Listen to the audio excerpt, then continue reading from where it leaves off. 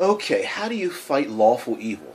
Now, um, most classic D&D players, if you've been playing for 30 plus years, you know that lawful evil is probably the easiest alignment for player characters to have, and it is one that we more or less understand.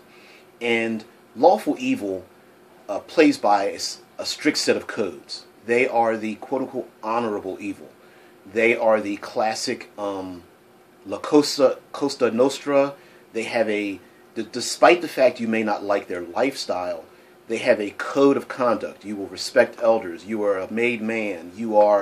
Um, there is a meritocracy where your merit level allows you to move up in their organization and within their code. But the problem with fighting lawful evil is that they are so organized. They can become so entrenched. Lawful evil countries are the ones that last for centuries. They're the ones where the population goes, well, yeah, it's bad, but it's better than total anarchy. These are places around the world where there's dictatorship and corruption and everything that the quote-unquote free world despises. Yet, why don't people leave it? And it's because they can count on what happens. They know if they bribe the guards, they can sneak into the gate. They know that when the king decides to walk the grounds every fortnight, that you stay home. It is not a good idea to be out on the streets. They know these rules, and that community will live by them. And here's where fighting lawful evil takes effect. Fighting lawful evil one-on-one is going to destroy you, because lawful evil will be very organized.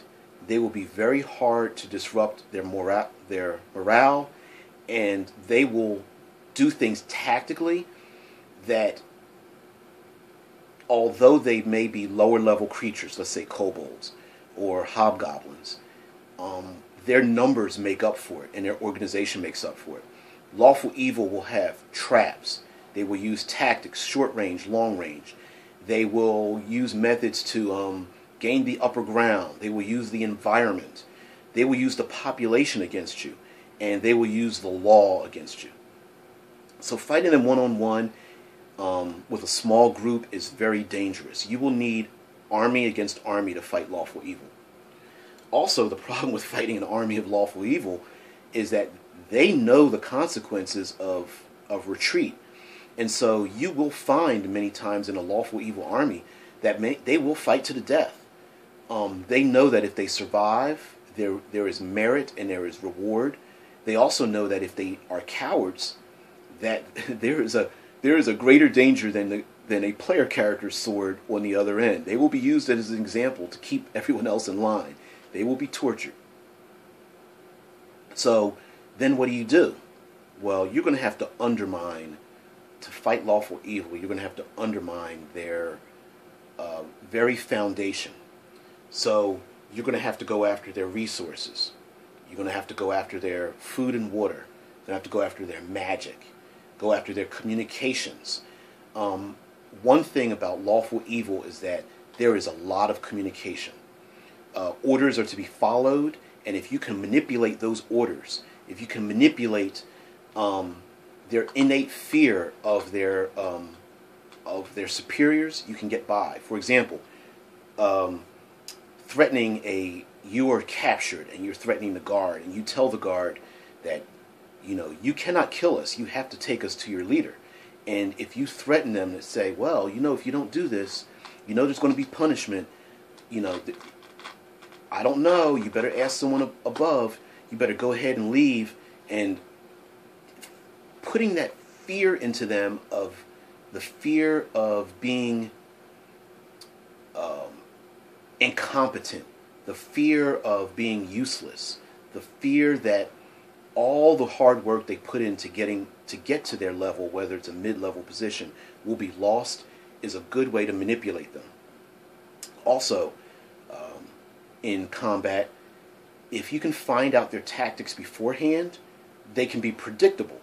So, for example, if you know that they use cavalry first, and then they use archers, and then they use, siege weapons or something of that nature. If you know that they use nets and poisons, if you know that they use large enslaved beasts to corral everyone into a small area and then attack them from above, if you find out these tactics beforehand, you can disrupt them, because they will then have to go up the line and ask their leaders, can they change their tactics? And many times those leaders are saying, no, those tactics have worked this well for 80 years. We're going to use them for another 80. So don't change tactics. Keep using the archers and keep using the poisons, even though the player characters have used an illusion of themselves deep in the valley, and they start launching arrows down into the valley, and the player characters are snuck out of the valley. Even if they've noticed them sneaking out, they're going, well, there's an illusion down there. Sir, they're not really down in the alley. Well, do you see them down in the alley? Yes. Well, attack them in the alley, in the valley. So anyway, fighting lawful evil, again, you have to be careful. They will know the law, and they will know the rules, and they will use that to their defense. Bringing them to justice will be very difficult, because they will have armed themselves against your own culture. It is the criminal that says, you haven't read me my Miranda rights. So anyway, this is DBJ. As always, create, don't destroy. Create opportunities for your players to fight the alignment, to use the organic elements in your game, even against the evil hordes. And as always, don't destroy. Don't destroy the creativity, and don't destroy the opportunities to have better role playing when the characters get to interact with the nasty orcs when they come to attack them or something, and use these abilities. So hey, maybe the players destroy some of your great ideas. You know what? So what?